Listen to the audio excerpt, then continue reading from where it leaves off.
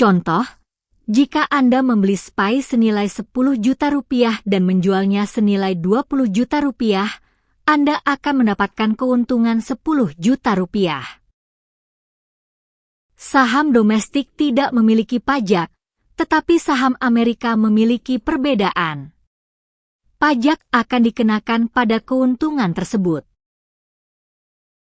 Anda harus memahami dua jenis pajak. Pajak yang dikenakan pada keuntungan penjualan saham, pajak yang dikenakan pada penghasilan dividen. Meskipun tampak rumit, memahami dasar-dasar pajak ini akan memungkinkan Anda untuk memprediksi keuntungan investasi dengan lebih akurat dan membuat rencana untuk menghindari pajak. Pada hari ini, Anda akan belajar tentang dasar-dasar transaksi saham di BI, termasuk pemotongan dividen dan biaya transaksi di aplikasi sekuritas Anda, serta cara memeriksa rincian biaya tersebut melalui laporan akun RDN Anda. Saat Anda menjual saham, cara pajaknya dihitung berbeda antara saham dalam negeri dan saham luar negeri. Perbedaan ini penting karena memengaruhi hasil bersih yang Anda terima.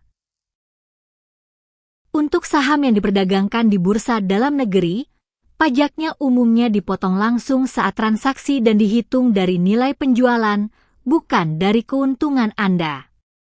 Broker biasanya sudah memotongnya, jadi Anda tidak menghitung sendiri. Untuk saham luar negeri seperti saham AS, keuntungan penjualan pada umumnya masuk ke penghasilan Anda dan dilaporkan lewat SPT tahunan. Di sini Anda yang bertanggung jawab melaporkannya, broker luar negeri tidak melakukannya untuk Anda. Tarif dan ketentuannya berubah dari waktu ke waktu, jadi jangan memakai angka dari video manapun sebagai patokan. Periksa aturan yang berlaku di DJP atau tanyakan ke sekuritas dan konsultan pajak Anda sebelum menjual. Yang perlu Anda catat sekarang hanya satu hal. Dalam negeri dipotong di transaksi, luar negeri dilaporkan sendiri.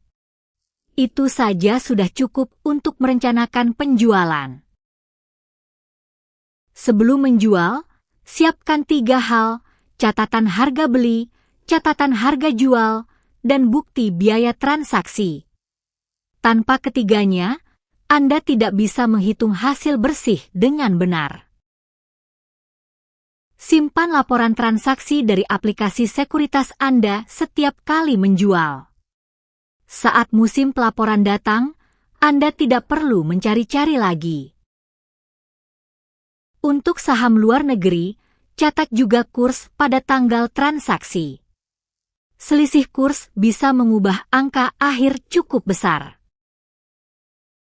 Jika Anda sudah membayar pajak di negara tempat saham itu diperdagangkan, tanyakan apakah ada perjanjian penghindaran pajak berganda yang berlaku.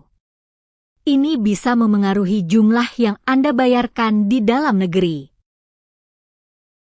Ringkasnya, catat, simpan, lalu tanyakan ke pihak yang berwenang. Pajak bukan bagian yang boleh dikira-kira. Jika Anda memiliki saham seperti SCHD yang memberikan dividen tinggi, dividen yang Anda terima akan dikenakan pemotongan pajak yang besarnya dapat Anda periksa langsung melalui aplikasi sekuritas atau laporan RDN Anda. Saat Anda berinvestasi di saham luar negeri melalui sekuritas lokal, perhatikan ketentuan pajak dividen yang berlaku antara negara asal emiten dan Indonesia, serta biaya transaksi yang tercantum pada laporan akun RDN Anda. Anda dapat memverifikasi aturan pajak terbaru melalui pengumuman resmi OJK atau BI. Contoh, jika Anda menerima dividen, jumlah bersih yang masuk ke rekening RDN Anda akan dikurangi potongan pajak yang berlaku, dan rincian pemotongan tersebut dapat Anda cek langsung melalui laporan transaksi di aplikasi sekuritas Anda atau pengumuman resmi dari IDX dan OJK. Pajak dividen di Amerika dikenakan sebelum Anda menerima dividen, bukan setelah Anda menerima dividen. Ini disebut pajak primer. Meskipun ini mungkin terdengar rumit, Anda hanya perlu menghitung pajak primer sebelum menerima dividen. Atas dividen yang Anda terima dari saham di BI, sekuritas akan langsung memotong pajak sesuai ketentuan yang berlaku, dan Anda dapat memeriksa rincian potongan tersebut melalui laporan transaksi di aplikasi sekuritas atau situs resmi IDX dan OJK. Jika Anda memiliki saham luar negeri seperti 100, Anda harus memperhatikan perubahan nilai tukar. Contoh, jika Anda membeli 100 senilai $100 dan nilai tukar adalah 1.300, Anda akan membayar 130 juta rupiah.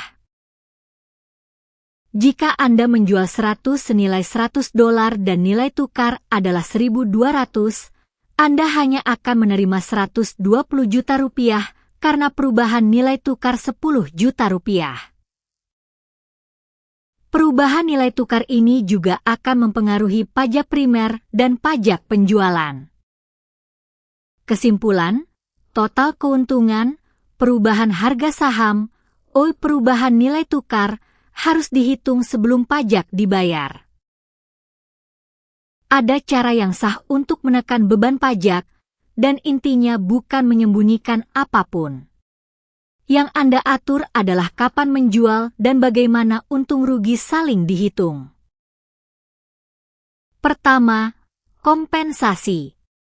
Kalau dalam 1 tahun Anda punya keuntungan di satu saham dan kerugian di saham lain, keduanya bisa saling menutup sesuai ketentuan yang berlaku.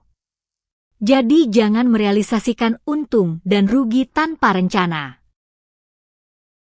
Kedua, waktu penjualan. Menjual di akhir tahun atau awal tahun berikutnya bisa masuk periode pelaporan yang berbeda. Selisih beberapa hari kadang mengubah tahun pajaknya. Ketiga, jenis rekening. Reksadana dan program pensiun punya perlakuan sendiri. Tanyakan ke sekuritas Anda mana yang tersedia dan apa syaratnya. Satu hal yang tidak boleh Anda lakukan, mengarang angka sendiri. Aturan dan tarifnya berubah, jadi konfirmasikan ke DJP atau konsultan pajak sebelum mengeksekusi. Ringkasan inti, keuntungan penjualan saham luar negeri dikenakan pajak sesuai ketentuan sekuritas, dividen dikenakan pemotongan pajak otomatis oleh broker, kerugian transaksi dan kurs valuta asing juga dicatat dalam laporan keuangan akun sekuritas Anda yang dapat diperiksa langsung di aplikasi broker atau situs resmi regulator pasar modal. Tips praktis. Mencatat nilai tukar saat menjual saham dapat membantu perhitungan pajak akhir tahun lebih akurat, jangan sampai terlewatkan. Pada pelajaran berikutnya, kita akan mempelajari karakteristik sektor dan timing investasi di pasar as dengan melihat chart yang sebenarnya. Jika Anda memiliki pertanyaan, silakan tinggalkan komentar. Jika video ini membantu, silakan berlangganan dan sukai video ini. Tanda peringatan 2 pelajaran ini untuk tujuan pendidikan dan bukan merupakan ajakan untuk berinvestasi. Peraturan perpajakan dapat berubah, sehingga pastikan untuk memeriksa peraturan terbaru dengan Dirjen Pajak atau pialang sebelum melakukan transaksi. Semua kerugian investasi menjadi tanggung jawab investor itu sendiri.